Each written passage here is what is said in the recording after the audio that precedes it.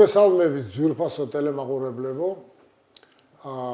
ჩვენ Silk Universalis ეთერში ვიწყებთ ახალ გადაცემათა ციკლს, რომელსაც სათაური ქვია ძალიან თავისებური შეშლილი სამყარო. ეს სათაური სხვათა შორის განსაზღვრავს ამ გადაცემის გაგიკვირდება და შინაარსად. რაც შეეხება წამყვანებს, მე ჩემ თავს არ გაგაცნობთ, რადგანაც მთელ სირთულეს დაუტოვებ ჩემს კოლეგას ლევან ლორთქიფანიძეს, რეჟისორს, რომელიც დათანხმდა დიდი ხვეწნა მუდარის მერმე, რომ ყოფილიყო თანაწამყვანი. ლევან, მაშასე გადაცემას წავიყვანთ ორნი. ყველასთვის ცნობილი რეჟისორი ოთარ შამათავა და არავისთვის ცნობილი რეჟისორი ლევან ლორთქიფანიძე. აქ ჩვენ სოციალური სამართლიანობაც დავიცავით, როცა ვარჩევდით ამ კანდიდატებს, მე გლეხი ვარ და აქ თავადიშვილი ლევანის სახით არის წარმოდგენილი. ამიტომ ეს ორჭოფობა, რომ ვინ როგორ რანაირად ორივე ზუსტად ასე კონტრასტებზე ავაგებთ დღევანდელ ჩვენ გადაცემას. სამყარო შედგება უცნობი და ნაცნობი მოვლენებისგან ჩვენთვის და ამასთან ერთად ის რაც ნაცნობი მგონია, ხშირად შეიძლება საიდუმლოს შეიცავდეს ძალიან დიდ და პირიქითაც. რაც უცნობი მგონია, იქ რაღაცა ნაცნობი ვიპოვოთ ხოლმე. არის გამოთქმა ასეთი, რომ ადამიანმა ყველაფერი უნდა იცოდეს ზოგიერთი რამის შესახებ და ზოგიერთი რამ ყველაფრის შესახებ. საქართველოში ეს წესი არ მოქმედებს, იმიტომ რომ ჩვენში თითქმის ყველაფერი ვიცით, თითქმის ყველაფრის შესახებ და მიუხედავად ამისა ჩვენ ვეცდებით, რომ გაგავოცოთ რაღაცა ახალი გითხრათ, საინტერესო მოგითხრათ და გაჩვენოთ, რა თქმა უნდა. ვიმოგზაუროთ სხვა ქვეყნებში, ნახოთ იქაური ღირსშესანიშნაობები, გაგაცნოთ ცნობილი ადამიანების ცხოვრების უცნობი დეტალები, უჩვეულო მოვლენებზეც ვისაუბრებთ. ოღონდ ჟულ ვერნის რომანის ფილიას ფოგის და მისი მეღურებისგან განსხვავებით, ჩვენ ამისთვის მხოლოდ 1 საათი გვექნება კვირაში და ამიტომ დრო ცოტა გვაქვს და ნუ დავკარგავთ, დავიძრათ. ეთერშია შეშლილი სამყარო. ცნობილი ფილოსოფოსი ფრანგი ემილ სიორანი ამბობდა, რომ ამ სამყაროში არაფერი არ არის თავის ადგილზე და პირველ რიგში თავად სამყაროა.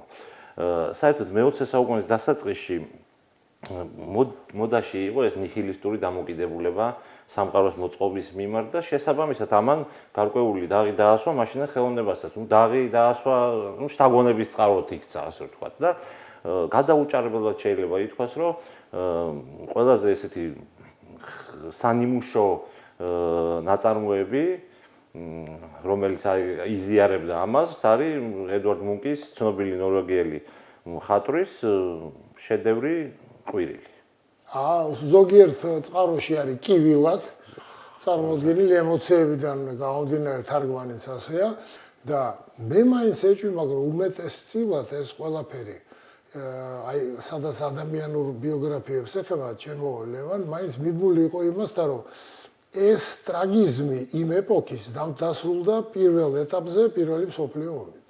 და ამ პირველი მსოფლიო ომის აფეთქება იყო იმ რაღაცა, ასე ვთქვათ, ძირმაგარის ამოსრესვა, რომელიც იყო დაგროვილი ამ 19 საუკუნის დაახლოებით 80-იანი წლებიდან და რომელშიც ცხოვრობდა სხვათა შორის გარკვეულ წინასწარმეტყველებათაც შეიძლება წარმოვიდგინოთ ეს ნახატი და ძალიან საინტერესო დეტალია კიდე რომ მუნკის ამ ყვირილს ეძახიან მე-20 საუკუნის მონალიზას.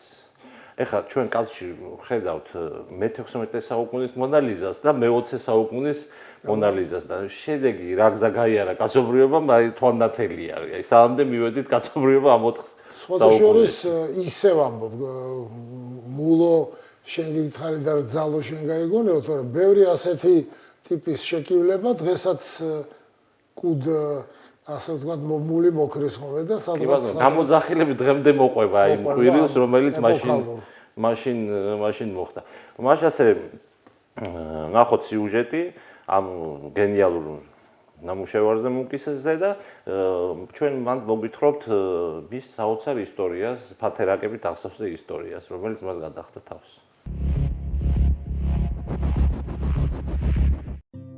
1994 წელი, 12 თებერვალი. ლილეჰამერში ზამთრის ოლიმპიური თამაშები გაიხსნა. ქვეყანა ტურისტებით იყო სავსე. მოკვდევა არ იყო თეატრებში, კინოებში, მუზეუმებში. ყველაფერი ჩვეულებრივად გახლდათ. უფრო სწორედ არაჩვეულებრივად. ხალხით გადაჭედილი ქუჩები, საუბრები სპორტზე და ხელოვნებაზე. ნორვეგიაში სიცოცხლე დუხდა. დაუცე ფექოსავით გავარდა. მუნკის ყვირილი მოიპარეს, მუნკის ყვირილი, რომელიც ლამის ნაციონალურ სიმდიდრედ იყო აღიარებული. აი ასე, სულ რაღაც 50 წამში გაქრა. ყველა ტელეარხზე ამ ამბით იწყებოდა საინფორმაციო გამოშვებები. პრესა აჭრელებული იყო მსგავსი სათაურებით. მუნკის ყვირილი გაიტაცეს. რა ბედიელის მუნკის შედევრს, ვისი დაკვეთით მოქმედებენ მძარცველები. მოკლედ, ისეთი ამბავი ატეხა პრესამ და ტელევიზიამ, ოლიმპიადამ ლამის უკანა პლანზე გადაინაცვლა. მხოლოდ ამ ამბით სუნთქავდა ოსლოც, ლილეჰამერიც და სრულიად ნორვეგიაც. ქუჩებში ისეთი ხალხმრავლობა იყო, გამვლელები ძლივ სუვლიდნენ გვერდს ერთმანეთს. 100 მოსაუბრე წყვილიდან 90 მუნკს ახსენებდა და ჭორმაც არ დაახანა. რა ჭკვიანები არიან ეს ნორვეგიელები, როგორი რეკლამა გაუკეთეს საყვარელ მხატვარს და ეროვნულ გალერეასო, ჩურჩულებდნენ ჩამოსული ტურისტები. მათ ყვირილის ქურდობის ამბავი კარგად გათვლილ პიარსვლად მიიჩნიეს. სამწუხაროდ ეს ასე არ იყო. მართლა მოიპარეს დილო, მოიპარეს ისე მშვიდად და წყნარად, თითქოს არც არაფერი მომხდარა. 2 კაცი შევიდა ოსლოს ნაციონალურ მუზეუმში. ერთმა ფანჯარა ჩაამსხვრია, მეორემ ის მავთულები გადაჭრა, რომელსაც ნახატი ეკიდა. მძარცველები ისევე შეუმჩნევლად გაუჩინარდნენ დარბაზიდან, როგორც შევიდნენ. დაიწყეს ძებნა. ნორვეგიელებმა საქმეში სკოტლენდ იარდის თანამშრომლებიც ჩართეს. როცა მიხვდნენ, რომ ნახატს ვერ გაყიდდნენ, მძარცველებმა გამოსასყიდი მოითხოვეს. 1,000,000 ნორვეგიული კრონი.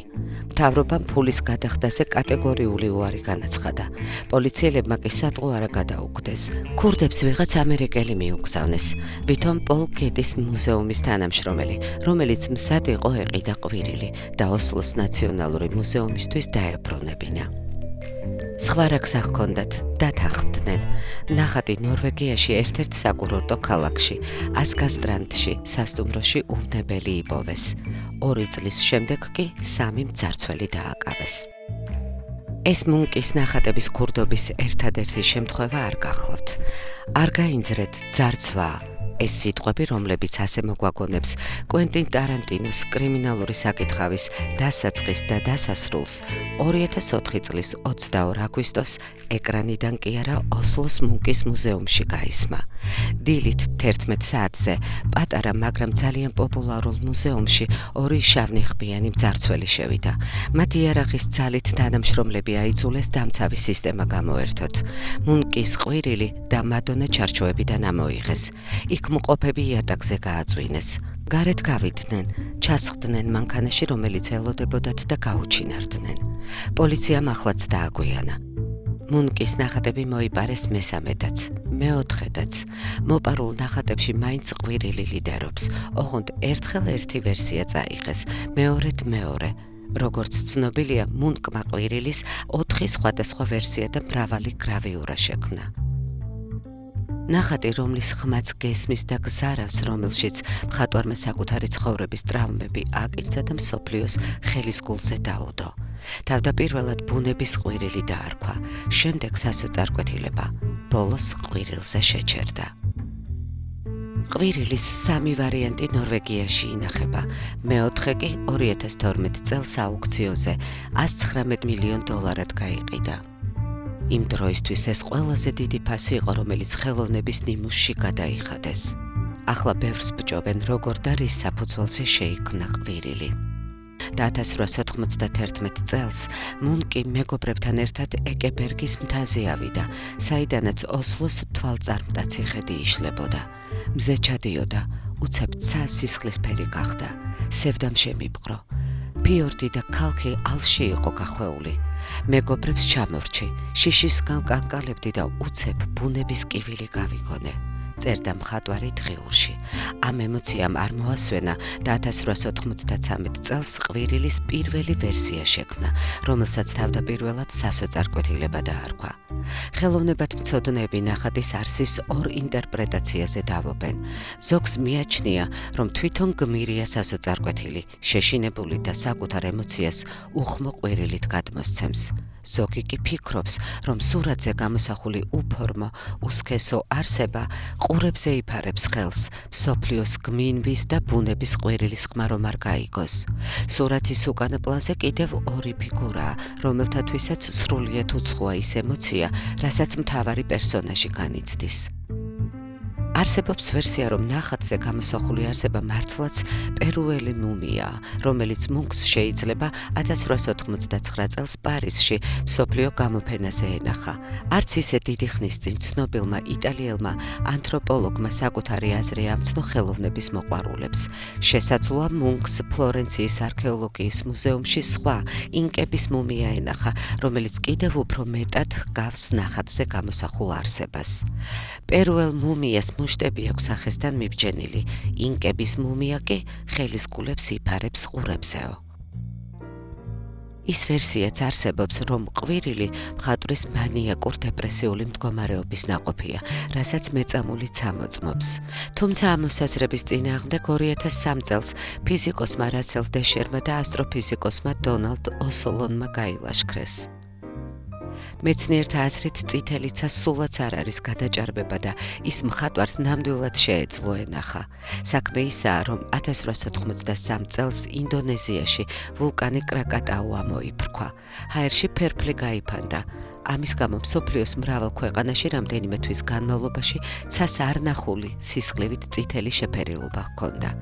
რაც შეეხება ყვირილს, სავსებით შესაძლებელია, რომ ეს სულაც არ იყო ჰალუცინაცია, რადგან ეკებერგის მახლობლად ოსლოს ფსიქიატრიული კლინიკა და ცხოველთა სასაკლაო მდებარეობდა. ამ გზაზე გასვლისას ადამიანებს ფსიქიკურად დაავადებულების და მომაკვდავი ცხოველების შემზარავი ხმების მოსმენა უწევდათ. არსებობს კიდევ ერთი ვერსია. მუნკს ძალიან უყვარდა დოსტოევსკი და გამუდმებით კითხულობდა მის ნაწარმოებებს. ყვირილს, დანაშაულის და სასჯელის ილუსტრაციადაც მიიჩნევენ. და კიდევ ერთი, უკვე აღნიშნეთ, რომ მუნკის ყვირილს ერთ-ერთ ვერსიას პოვნის შემდეგ რესტავრაციაც ჩაუტარდა. ის, ვინც მხატვრის ცხოვრების წესს და ხასიათს კარგად იცნობს, ამტკიცებს. სავარაუდოდ მუნკი ისურვებდა, რომ ნებისმიერი ლაქა თუ ისტორიული კვალი მის ნამუშევრებზე ხელუხლებლად დარჩენილიყო, რათა დამთვალიერებლებს ისინი ისეთი ენახათ, რა კვალსაც მათ ცხოვრება დაამჩნევდა.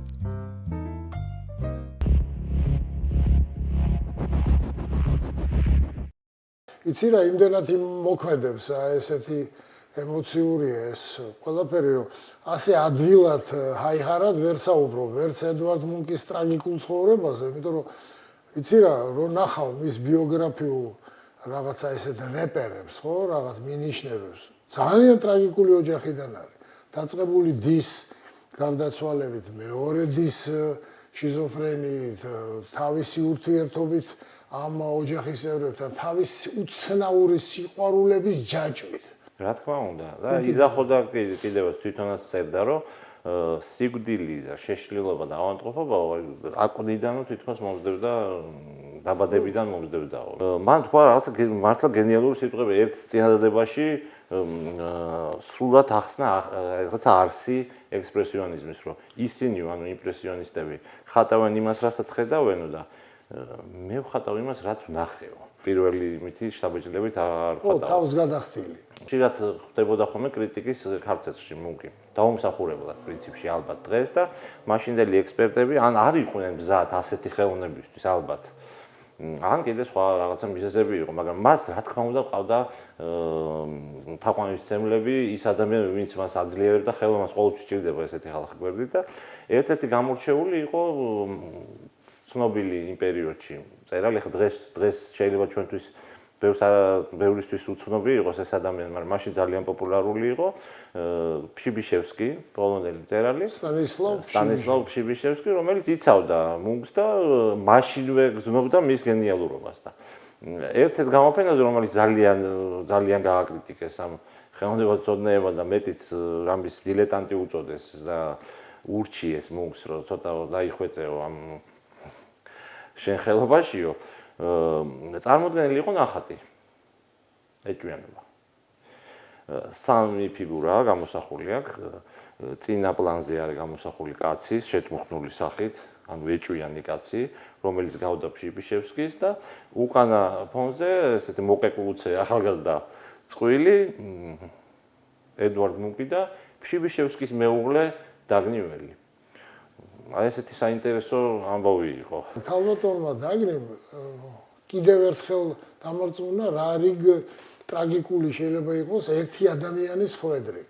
აი რამდენი რამ შეიძლება მოხდეს ერთი ადამიანის ცხოვრებაში, როგორც სასიყვარულო ემოციებით ახსავსე, ისე ტრაგიზმი. და გარეგნობა მე მგონია რომ ერთ-ერთი უდახვეწილესი და ესეთი უსაინტერესოესი სახეა რა.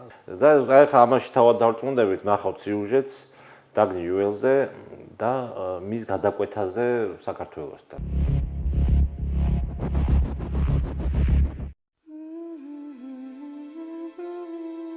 1867 წელს ნორვეგიაში მრავალშვილიან ოჯახში დაიბადა ქალი ბოჰემური ცხოვრების ჟინით და დაუნდობელი მომნოსხველობით. გარდა იმისა, რომ თავად ატარებდა პოეტის და დრამატურგის წოდებას, ისეთ გამოჩენილ შემოქმედთა მუზა იყო, როგორებიც იყვნენ ედვარდ მუნკი, ავგუსტ რიმბერგი, გუსტავ ვიგელანდი და მისი თაყვანისმცემლების რიცხვს კნუთ ჰამსუნიც ამშვენებდა.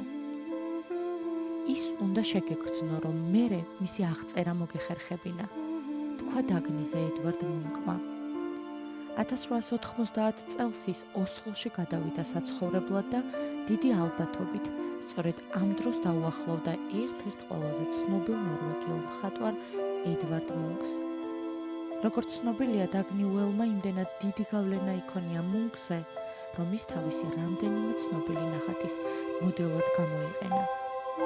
ერთ-ერთი ვერსიით ყველასთვის კარგად ნაცნობ ნახატზე მადონა სწორედ დაგნია გამოსახული.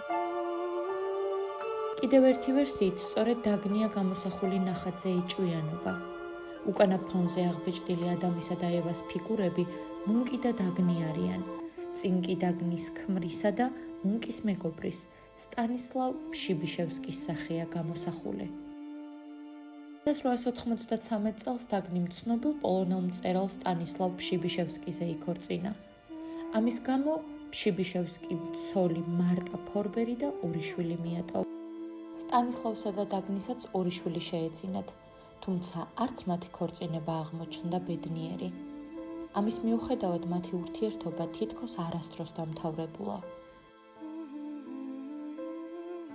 რამდენადაც მრავალფეროვანი, ურთიერთსაწინააღმდეგო, ემოციებით სავსე და ბოჰემური იყო დაგნის ცხოვრება, იმდენად ტრაგიკული და იდუმალებით მოცულია მისი საკმაოდ ხანმოკლე სიცოცხლის გზის დასასრული.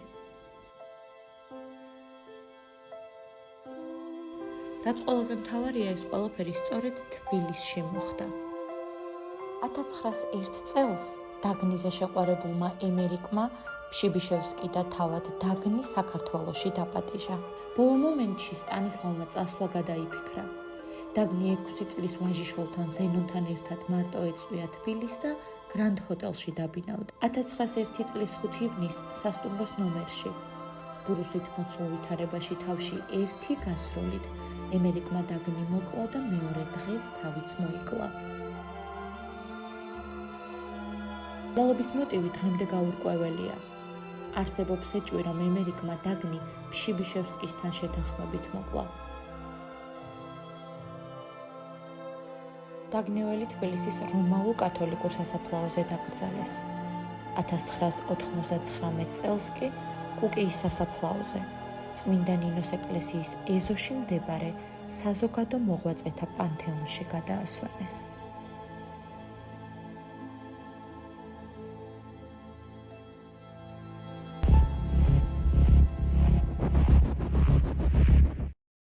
მაშასე დაბრუნდით ძვირფასო ტელემაყურებლებო, მე მართალი გითხრა თვითონ ვინც არ იცოდა ეს ამბავი, რაღაცა ძალიან სევდიანია რა, რომ თბილისში დაამთავრა თავისი სიცოცხლე აი ამ უცნაურმა შორეულმა ვიკინგების შთამომავალმა ქალბატონმა. დაგნიუელი იყო რაღაცა ნებისმიერი ამ ელიტარული ბომონდური ინტელექტუალური წვეულებების ერთ-ერთი მთავარი ვარსკვლავი და ძალიან პოპულარული ადამიანი იყო. და ამავდროულად დროს იყო მშვენიერი, იყო პიანისტი, წერდა, ანუ აქტიური შემოქმედებითი ცხოვრებით ცხოვრობდა, მაგრამ ამასთან ერთად ისტორიაში პრინციპში შევიდა ის მაინც თავისი გარეგნობით და ამ სასიყვარულო ისტორიებით, იმიტომ რომ პიანისტი იყო და ამბობენ რომ შიბიშევსკი უკეთ უკრავდა ვიდრე დაგნიუელი, წერდა და აქაც და გრიგი უკეთეს მუსიკას წერდა ვიდრე რომელსაც იცნობდა, თქვათ, წერდა და სტრინბერგის საყვარელი იყო და სტრინბერგთანაც კონკურენციას ვერც მათ უწევდა ვერანაირად, ხატრობის ნიჭი რამდენად ქონდა არ ვიცი, მაგრამ მუნკი იყო და ეს იყო მისი გარკვეული რაღაცა წარმატების საწინდარით და ეს აღმოჩნდა ზუსტად მისი ტრაგიკული დასასრულის ასე ვთქვათ მიზეზიც. რაღაცა აი გამოცხადებული სიკვდილის ქრონიკასავით მოხდა ეს ამბავი მარკესის ნაწარმოების რომ ამერიკის სანამდე ამას ჩაიდენს ეს არ ხდება ანუ აფექტში რა ეს ამბავი წერს თავის მეგობარს და ეუბნება რომ და მას უთანხმდება რომ იზრუნოს დაგნის დასაფლავებაზე.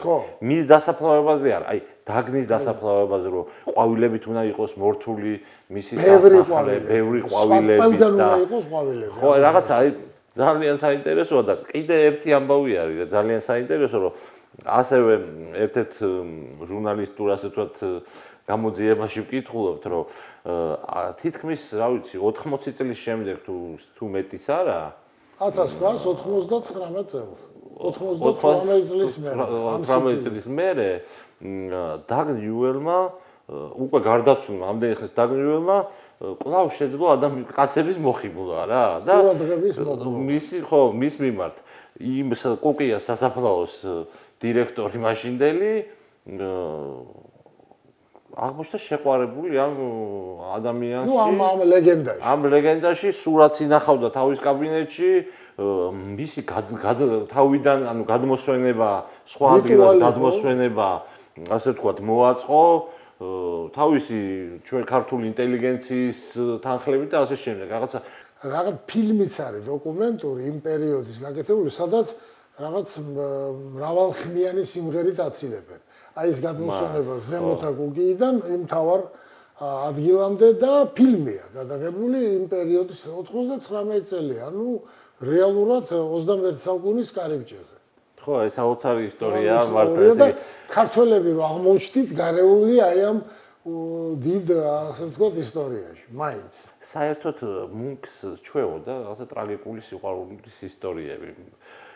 ხან გიждდებოდა, ხან სხვა იკლავდა თავს ეშველოდა, ხან ხელი გაიხრიტა, ხან ну რაღაც სულ იყო ამ რაღაცა ფორიაქში ამ ხრივ და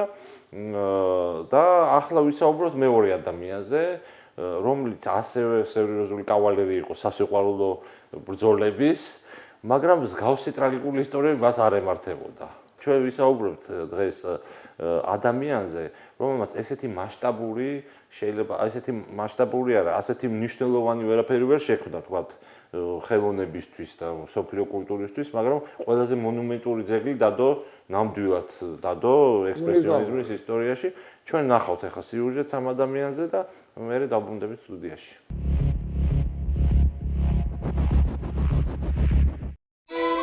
მე მოქანდაკე დაბადებამდე გავხდი. რაღაც ჩემთვის უცნობი და უმორჩილებელი, მძლავრი ძალა მიბიძგებდა წინ. სხვა გზა არ მქონდა. რამდენჯერაც ვეცადე ხელიდან დავსყლტომოდი, იმდენჯერ მიმაბრუნა უკან. და ალბათ ასეც იყო. ასეთი არაჩვეულებრივი გამოფენა არც ერთ სკულპტორს ღირსებია. უზარმაზარ პარკში, რომელიც 30 ჰექტარზეა გაშენებული და 227 ქანდაკებად დგას, ხალხის პარკი ჰქვია. თუ ოსლოს ეტიმოლოგიას ჩავუღრმავდებით, აღმოვაჩენთ, რომ ეს სახელი ერთ-ერთი ვერსიით ღმერთების მდელოს ნიშნავს. რა გამოდის? ხალხის პარკი ღმერთების მდელოზე.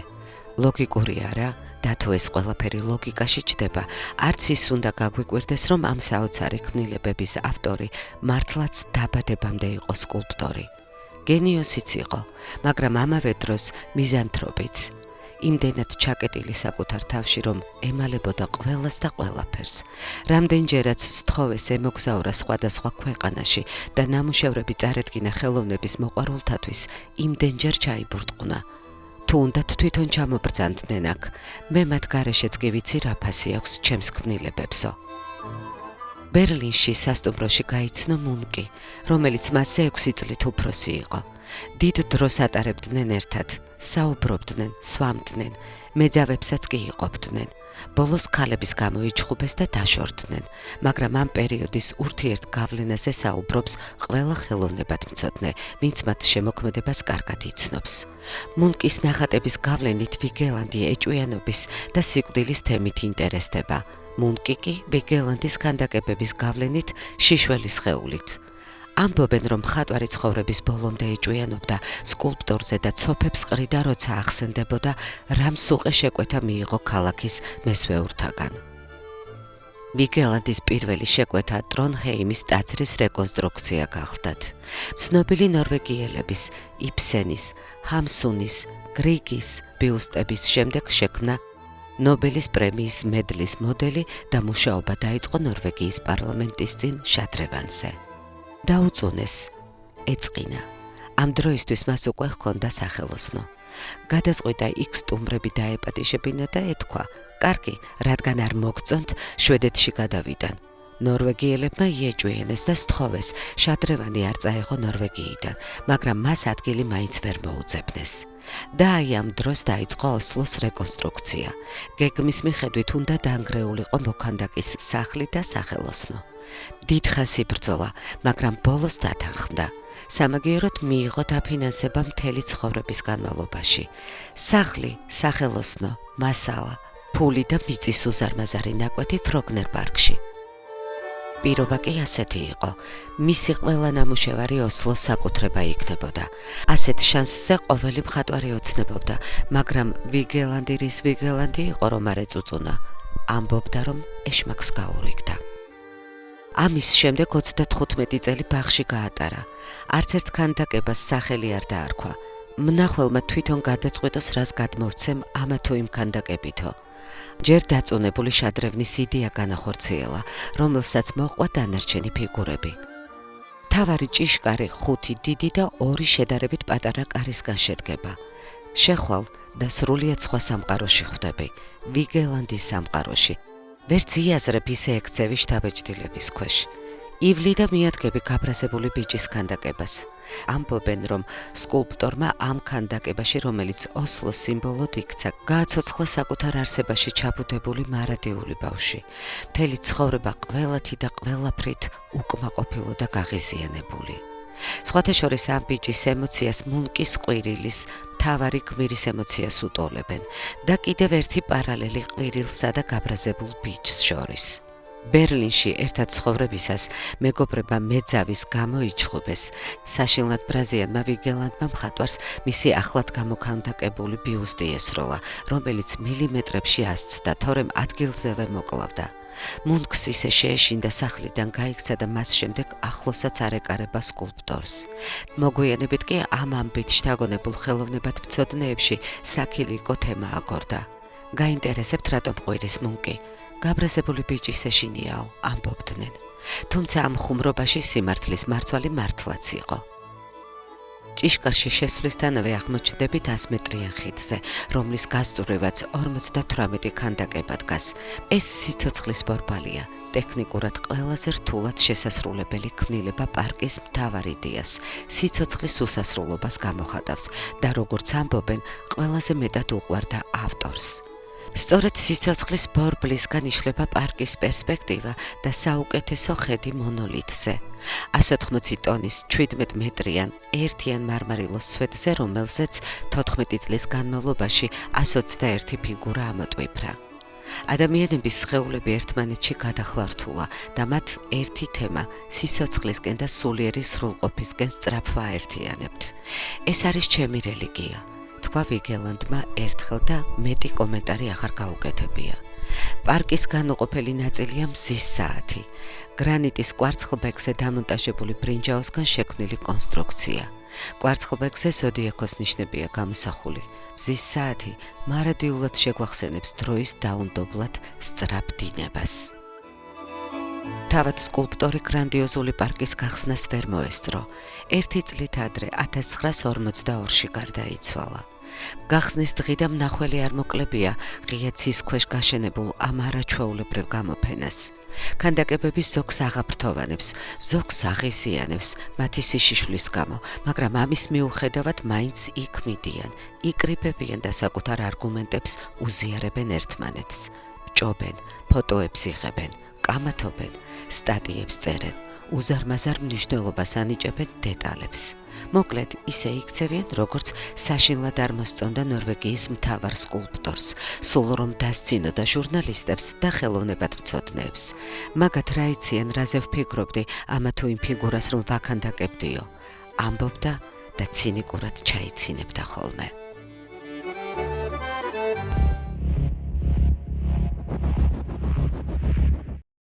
მაშასე ძვირფასო ტელემაყურებლებო, დაბრუნდით ამ დიდი მონუმენტური სივრციდან, რასაც ქვია ვიგელანდის პარკი, ვიგელანდის სამყარო.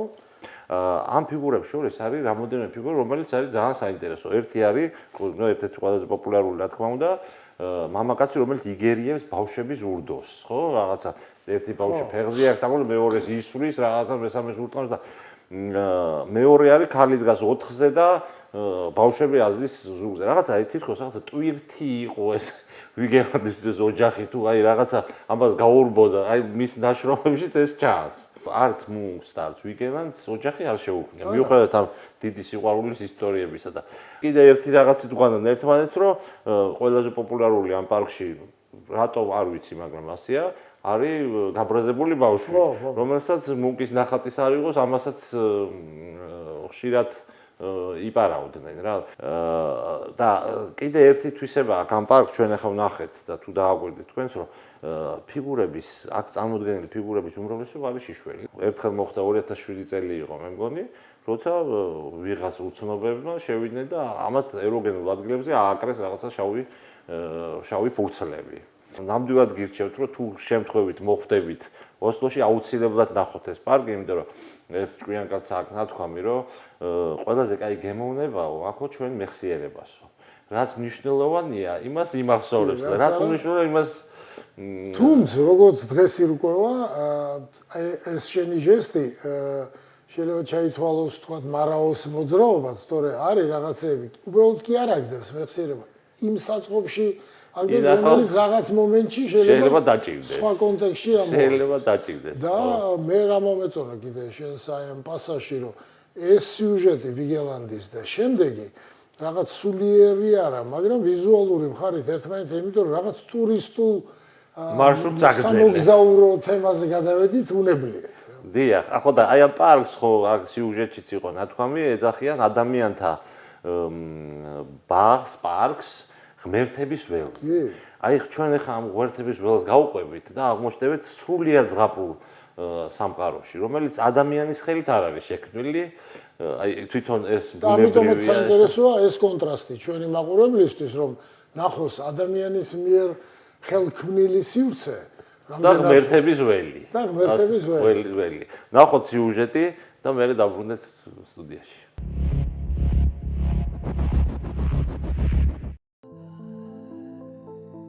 ნორვეგია, ჩრდილოეთის ჩრდილოეთი, კუნძულები, მარჯნები, არქიპელაგი, ვიკინგები, ჩრდილოპოლარული წრე, მალსტრემი, გოლფსტრიმის სუნთქვა, ედგარ ალან პო და ჟიულ ვერნი, გუნარ ბერგიდან ევა ჰარტამდე შეცვლილი პეიზაჟები, ჩრდილოეთის ციალი, თითქოს წუთში გაფრენილი 1000 წლეულები, პირველყოფილი ბუნება და 21 საუკუნე. აქ ყველაფერი ერთმანეთში ირევა, ერთმანეთს ცვლის, დღე ღამეს, ზაფხული ზამთარს, მზე წვიმას, სითბო ყინვას. ან როგორც ჯადოსნურ სამყაროში ხდება ხოლმე, შეიძლება სულაც არ შეცვალოს დღე ღამემ. 27 მაისიდან 17 ივლისამდე სულ დღე იყოს, ან 6 დეკემბრიდან 6 იანვრამდე სულ ღამე. ზამთარში წესით გაუსაძლისი ყინვა რომ უნდა იყოს, საკმაოდ თბილოდეს, ზაფხულში კი უცებ გაიყინოს ირგვლივ ყველაფერი. და რა, ეს 40 და უფრო მეტი წლის წინ იყო წარმოუდგენელი აქ მოხვედრა.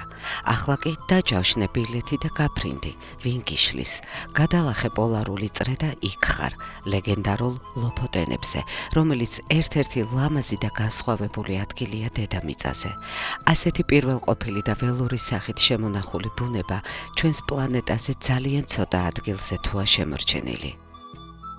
ცისფერი, მწვანე და თეთრი ლოფოტენის არქიპელაგის დომინანტური ფერებია. აქ თითქოს ზღვა ცასო ერთდება და ერთ უჰორიზონტო ცისფერ სივრცეს ქმნის.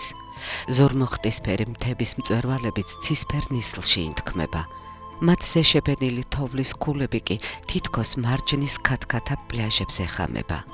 ამ საოცარ პეიზაჟებს რაღაცნაირი პირველყოფილი ძალა აქვს და ჭეშმარიტი დრამატიზმით არის სავსე. ლოფოტენის არქიპელაგი რამდენიმე დიდი და ათეულობით პატარა კუნძულისგან შედგება. ამ ადგილების პირველყოფილი ბუნების და მცირედ დასახლებულობის მიუხედავად საოცრად კომფორტული და გამართული გზა მიდის ყოველ დასახლებულ პუნქტამდე. დიდი და სულ ერთი ციდა კუნძულებიც კი ერთმანეთს ხიდებით უკავშირდება. ხანდახან ეს კუნძულები ხიდებზე პატარებიც კია. 160 კილომეტრიანი მთავარი გზა, რომელიც მთელ არქიპელაგზე გადის ქალაქ ოსთან იწყება. უცნაური არა? გახლავთ დასახლებული პუნქტი, რომელსაც მსოფლიოში ყველაზე პატარა, 100-იანი სახელი აქვს.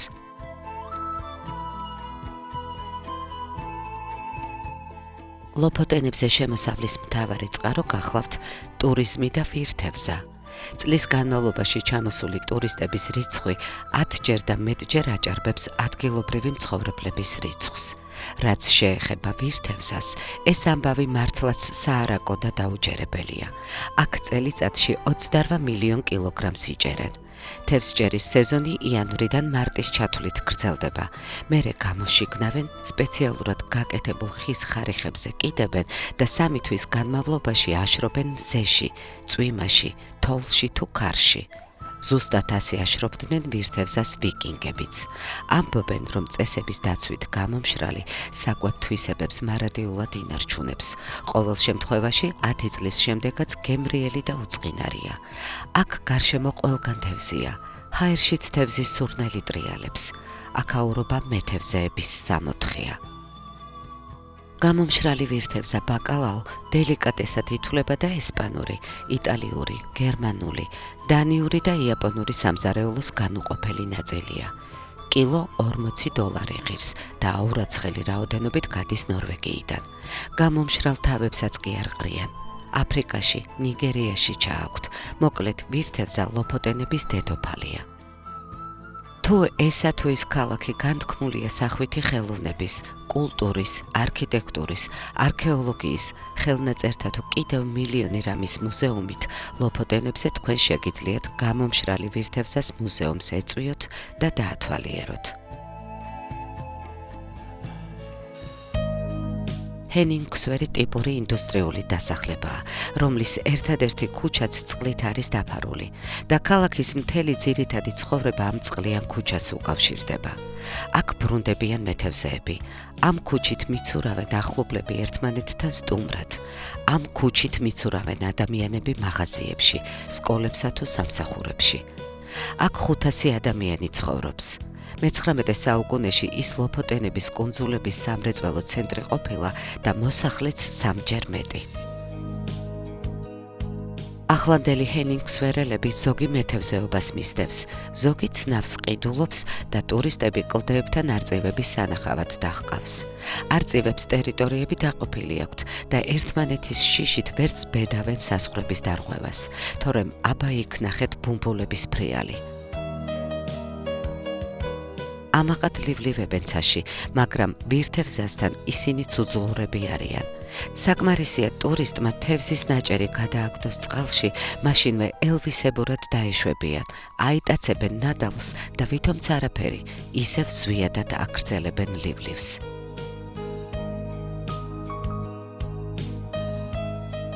მეთევზეები საუკუნეების განმავლობაში ასეთ ხის ქოხებში, რორბუებში ცხოვრობდნენ. პირველი რორბუ მე-12 საუკუნეში მეფე ოსტინს აუგია.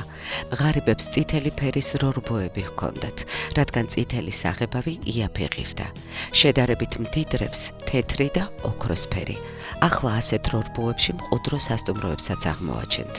პირდაპირ ფანჯრიდან შეგიძლიათ თევზის დაჭერა და იქვე ბუხარში შეწვა. ტურისტებისთვის აქაურობა ექსოტიკაა, უცხო, საინტერესო გარემო, ფერები, ჰაერი, კულტურა, მაგრამ წარმოიდგინეთ ამ მკაცრ ჰავაში, პოლარულ ღამეებში მუდმივად აქ მცხოვრები ადამიანების ბედი. თუმცა ადგილობრივ მკვიდრთ უყვართ საკუთარი მიწა-წყალი. გაიქცევიან ხოლმე კომფორტულ ადგილებში, რამდენიმე ხანს გაატარებენ იქ და მაინც ბრუნდებიან. არ ეთმობათ აქაურობა. ამბობენ, ლოფოტენის კუნძულების საკუთარ ბინადართ, შორს დიდი ხნით არსად უშვებს. ისე მოანატრებს თავს, ისინი აუცილებლად მალე უკანვე ბრუნდებიან და იქაურობის დატოვების სურვილი არასოდეს უჩნდებათო.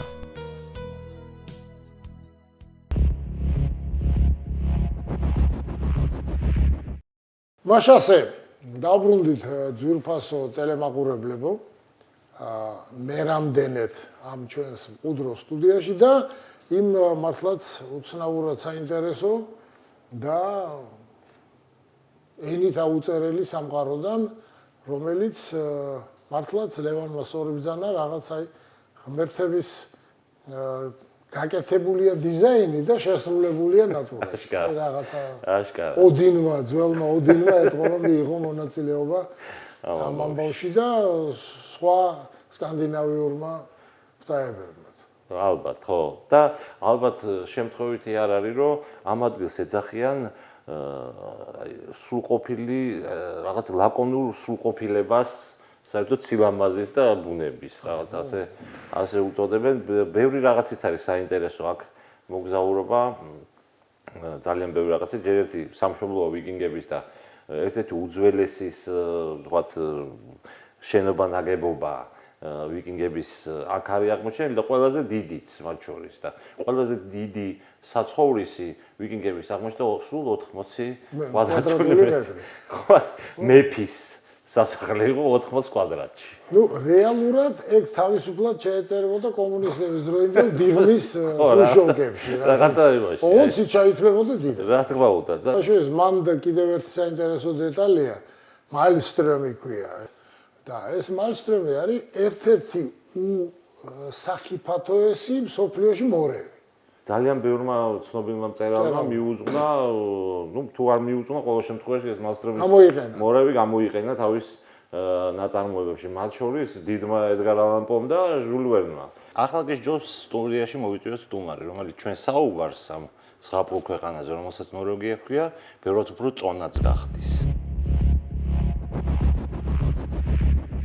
როგორც ლევან ლორთქიბანიძე დაგვირდათ, ჩვენ წარმოგიდგენთ ჩვენ სტუმარს, ბატონი სოსო სალუქვაძე, გეოგრაფი, თბილისის სახელმწიფო უნივერსიტეტის პროფესორი. ბატონ სოსო, მოგესალმებით. მოგესალმებით, მეც მივესალმები მაყურებელს, ძალიან დიდი მადლობა მოწვევისათვის. ჩემთვის ძალიან დიდი პატივია და სიამოვნება ასევე თქვენთან სტუდიაში ყოფნა და ისეთ თემებზე საუბარი, რომელიც მე მგონი ძალიან ბევრი ადამიანისთვის არის მომხიბვლელი, საინტერესო და თავიდანვე უნდა ვთქვა, რომ სამწუხაროდ მე ყველაფრის ექსპერტი არ ვარ, საერთოდ ნაკლებად ვარ, როგორც ჩანს რამის ექსპერტი, იმიტომ რომ პროფესორი გახლავართ და მაგრამ მქონდა ბედნიერება, რომ სკანდინავიაში გარკვეული პერიოდი დამეყო, დაახლოებით 8 თვე შვედეთში მომიწია ყოფნა და იმის უფრო მეტი ასე ვთქვათ სპეციალისტი ვარ ბრჭყალებში ვიდრე ნორვეგიისა, თუმცა ნორვეგიაშიც მომიწია ჩასვლა, ყოფნა უფრო აკადემიური მიზნით, მათ შორის ერთი ასეთი ვიზიტი გახლდათ უფრო ოსლოში 30 წლის წინ, ხოლო მეორე შედარებით უფრო ახლანდელ პერიოდში 5 წლის წინ მომიწია ერთ-ერთ პროექტთან დაკავშირებით ქალაქ ტრიომსოში ჩასვლა, რომელიც მდებარეობს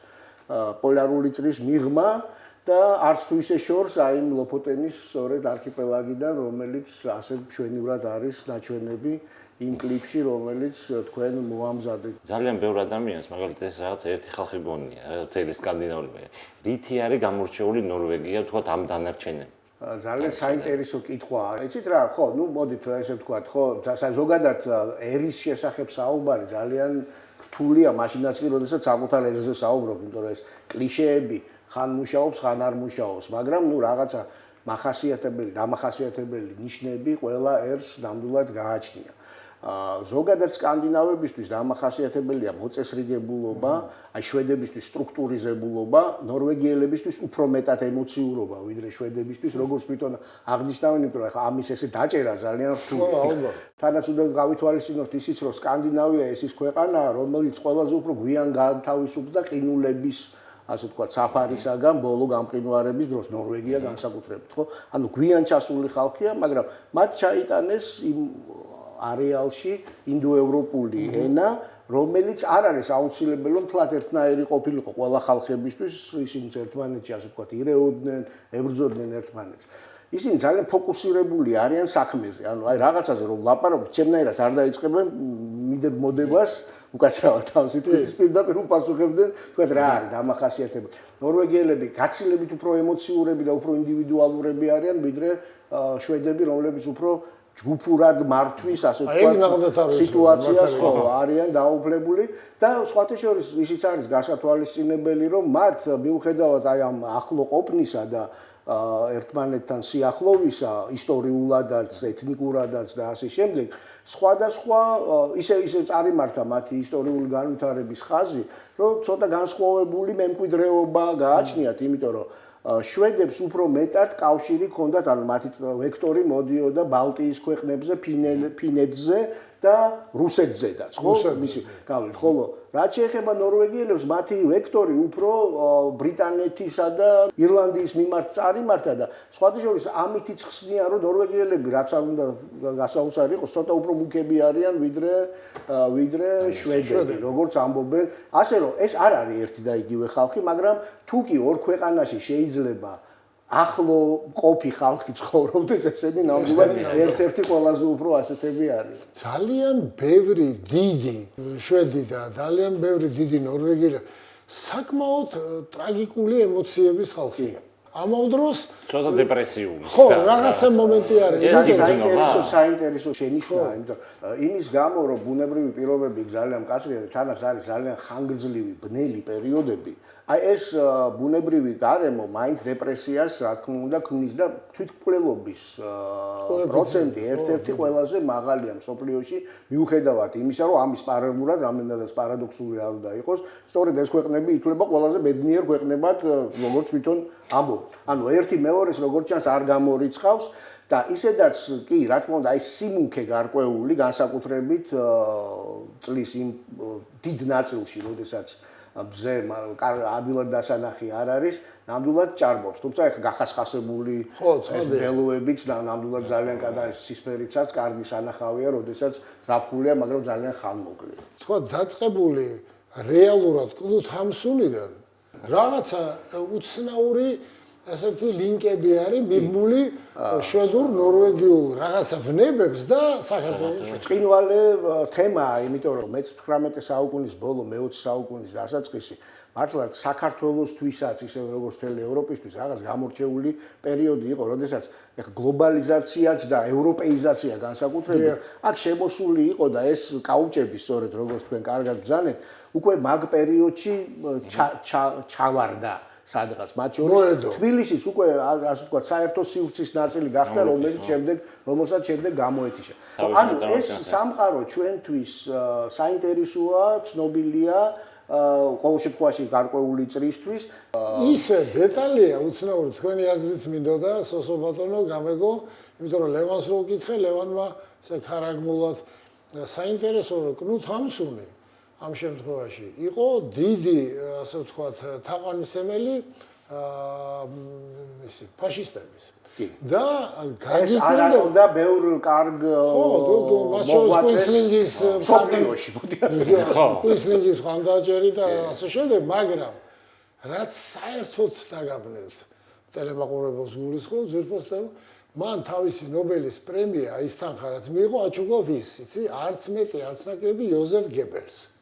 არტისტებს ცოტა განსხვავებული ნატურა აქვს როგორც ჩანს და ეხლა იქ ძალიან ბევრი წინააღმდეგობრივი მე მინდა ამავე პერიოდის რამდენიმე ნორვეგიელი ვახსენო რომელსაც ჩვენთვის არანაკლები ასე ვთქვათ ემოცია მოაქვს მათ შორის და ისინი არიან უფრო მოგზაურები გეოგრაფები ეხლა რუალდ ამუნდსენი ფრიტიოფ ნანსენი და შემდეგ ცოტა მოგვიანებით თორჰერდალი და რუალდი საერთოდ საქართველოს ისტორიისთვის მნიშვნელოვანი პერსონა გამოდგა, როდესაც ერთა ლიგაზე ნორვეგიამ მხარი დაუჭირა მისი ხმით, ასე ვთქვათ. საქართველოს და ეს ალბათ ჩვენ უნდა გვახსოვდეს კარგად, იმიტომ რომ იქ აი რა განცდები იყო, ხო, ძალიან საინტერესოა. რატომ პატარა ქვეყანას მხარი დაუჭირა მაშინ, როდესაც თან ერთა ლიგაში წყდებოდა ეს საკითხი და გამოაგზავნეს გენერალი ანრი კუე აქ.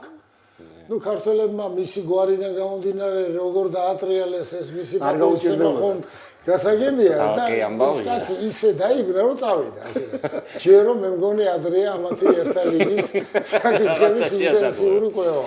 აი სხვადასხვა თქვენ ამბობთ ამ რაღაცა ამ დიალოგზე, კულტურათა დიალოგზე და ასე შემდეგ და მსოფლიო და თქვა ნორვეგია და UNESB-ს აქ ძალიან საინტერესო ერთი პასაჟი რომ შეგიძლია ნორვეგია დატოვოს სამი თვითონ წახვიდეს ადამიანები და ამასობაში მსოფლიოში მოხდება გადატრიალებები რაღაც მკვლელობები, ცუნამი, ბრუნდები უკანო სამი თვის მერე და ერთ-ერთი რაც შეიცვალა კროსვორდი არის გაზეთში. ანუ ეს დროულ გაჩერებული ეს იგრძნობა იქათო იცით რა როცა 4 დღით ჩადიხარ და 6 დღით და თუნდაც ერთი თვით ამის ასე ვთქვათ დაჭერა რთულია. მაგრამ მე არ ეხლა თქვენ წარმოიდგინეთ რა დღეს ეხლა პოლარულ წრის იქით შეგიძლია დაждდეთ ვიფრიდავით გადაფრინდეთ და ასე ვთქვათ ჩახვიდეთ ეხლა იქ გაჩერებული იქნებოდა დრო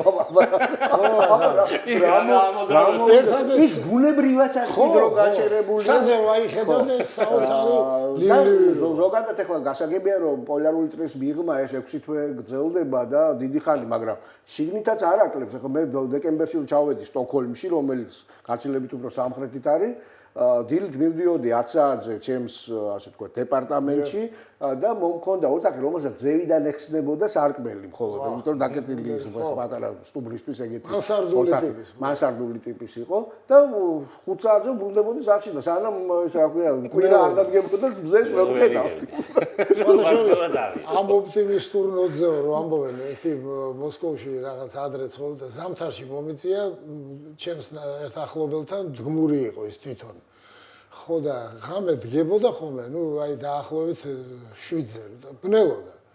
უწევდა სადღაც წასვლა. და რო ბრუნდებოდა, მოდიოდა 7-ზე, ისე ბნელოდა და ერთხელ გამახსენდა მისი დამოკიდებულება იმპერიისადმი ამ მონატყოფილი ბჭყალებში. მესმის მეორე ოთახიდან მისი ყვა მიამათი. იმიტომ რომ ბნელა მიდის, წავა სადღაც მოდის ბნელა, ერთი ვერ გაივა. მარტო ეს არ არის, სხვათა შორის. მე მაგალითად ჩემს ცოტათი იმოქმედა, თქვენ წარმოიდგინეთ ხა რომ წავედი მე თბილისიდან ნოემბერში მის 91 წლის და აქ რა დღეში არის ხალხი, წარმოგიდგენთ, ისე ჯერ დაწყნარებული რო არის სიტუაცია, მაშინ რა დღეშია და 2 კვირაში, 3 კვირაში ცოტა არ იყოს მომწყინდა. იმიტომ რომ აი არაფერი არ ხდება, არავინ ერთმანეთს არ უყვირის, თქვა, ძაღლები დადის, ასერდება არყეფების ძაღლები და ასე შემდეგ. თუმცა მე გავარკვიე რომ ფლატეგრი არ არის საქმე, როდესაც მიირთმევენ ცოტა ალკოჰოლს ძალიან კარგადაც ერთობიან და ხმაურობენ კიდევაც შეიძლება ჩვენზე უფრო მეტად, მაგრამ ეს იყო ერთი გაუბედურებული, ყველაზე უფრო წყალწაღებული მხარე, ხო, ზოგადად.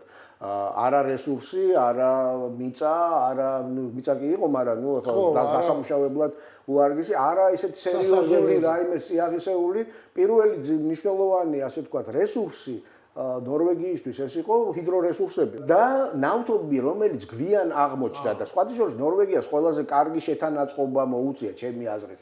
ჯერ ნავთობი კი არ ქონდა და მე დაიწყო ქვეყნის მშენებლობა. ქვეყანა მათ უკვე აშენებული ქონდა. დღეს ნორვეგიაში და დაახლოებით 1 სულ მოსახლეზე მთლიანი შიდა პროდუქტი არის $55,000. რეალურად სოციალისტები არიან და თუ კი სოციალისტური ქვეყანა სადმე არსებობს ალბათ ის არის, იმიტომ რომ ჩვენ არ ყოფილვართ და როგორც აღნიშნავდნენ ჩემი აზრით სახელის გარდა არაფერი ბევრი კავშირი არ ქონდა. აკი ვილაპარაკეთ რომ აი მე-19 საუკუნის დასაწყისში ბოლოს მე-20 საუკუნის დასაწყისში ესეთი კავშირები რაღაც ანგესები. მე ხო ეს ყველაფერი გაქრა. და მე როდესაც 91-12 წლებში ჩავედი და 92 წელს მომიწია სტოკჰოლმის უნივერსიტეტის ჯგუფთან ერთად სტუდენტების ჩასვლა ოსლოში, სადაც უნივერსიტეტი მოვინახულეთ, იქ რაღაც ჰაუზინგი, ანუ მათი საცხოვრისის საკითხების განხილვა იყო და კიდევ ექსკურსიები რა თქმა უნდა. მე წავზივარ ამ ავტობუსში სტუდენტებთან ერთად და ჩვენი ხელმძღვანელი ბატონი ბერტილ სანელი პროფესორი იყო ესეთი. მაშინ ჯერ კიდევ საზღვარზე ჩერდებოდი, იქ ამოწმებდნენ სიას და ასე შემდეგ და გადავიდა ეს ბერტილი ამობეჭდილი სიით და მიდის იქაურ ოფიცერთან, რომელსაც მე ვერ ვხედავ. მოშორებით ხედავ, ჩვენ მაშინ ავტობუსში ვარ დარჩენილები. გავიდა 1 5 წუთი, 10 წუთი არ ბრუნდება ეს და 15 წუთში მოდიან ერთად რაღაც გეორგიენს ლაპარაკობენ და მივხვდი რომ რაღაც მენიშნა ცუდად რომ თან ახლა ჩვენ როგორი გვექნებოდა განწყობა საბჭოთა რაღაც ვერ არის კარგად ჩემთან დაკავშირებით და მართლაც რომ შემოვიდნენ, ამოვიდნენ ისა და სოსო მოდიო 1 წუთითო და რომ მივედი როგორც ჩანს ესეთი გაფიტრებული ნუ გეშინია არაფერი ცუდი არ არისო უბრალოდ ამ ბატონს ქართველიო არ უნახია არასოდეს და აინტერესებს როგორ გამოიყურებაო და მაგიტომ ასე ვთქვათ შეწუხდა და მოვეშო ხელი ჩამომართო ასე ვთქვათ გზა დამილოცა ისევე როგორც მე ჩემს ასე ვთქვათ სიმპათიას კნუთ-ჰამსუნს ვერ ველევი და იმას ქონია საქართველოსთან დაწერილი ნაწარმოები თამარ მეფეზე. ძალიან საინტერესოა მისი პირველი ნაწერი, აი როგორი იყო ეს ქვეყანა თუნდაც 1 საუკუნის წინ, ხო? არის შიმში. რომელიც საოცრად შემძვრელი როგორ ყდება ახალგაზრდა ადამიანი იმის გამო რომ არაფერი გარშემო მის სასიკეთოდ არ მოქმედებს, ხო? ანუ უმუშევრობა და აი ეს გაჭირვება. აი ესეთი იყო, ხო, ეს ქვეყანა, მაგრამ დღეს 45000 $-ია თითო ადამიანს, ნუ ეხლა გასაშუალო. მაგრამ სხვა შორის დაახლოებით მაგდენი ნამდვილად ექნება, იმიტომ რომ ყველაზე უფრო თანაბარი ფინეთი და ნორვეგია ყველაზე უფრო თანაბარი სოციალურ, ასე ვთქვათ, იმათ არ არის კი. აი სისუფთავე არის ერთი სიტყვით რომ ხასიათო სკანდინავია, ეს არის სისუფთავე და ზომიერება. ზომიერების ძეგლი დგას ლუნდის უნივერსიტეტის ეზოში. ზომიერების ძეგლი, შეგიძლიათ წარმოიდგინოთ. იცით, ჩემთვის პირადად მაინც პირველი რანგის, ასე ვთქვათ, ღირსშესანიშნაობა ნორვეგიაში ბუნებაა. და ის ცნობილი ფიორდები, რომელზედაც ჩვენ საუბრობთ, ანუ ეს შეჭრილ-შემოჭრილი სანაპირო, სწორედ მყინვარის ნამუშევარია, ხო? ისინი მყინვარების ენები შედიოდნენ ველებზე, ანუ ლათინური უს მაგვარ ველებზე, პრაქტიკულად ასუფთავებდნენ იქაურობას. როდესაც დადგა ეს მყინვარი, ამაში შემოვიდა უკვე წყალი.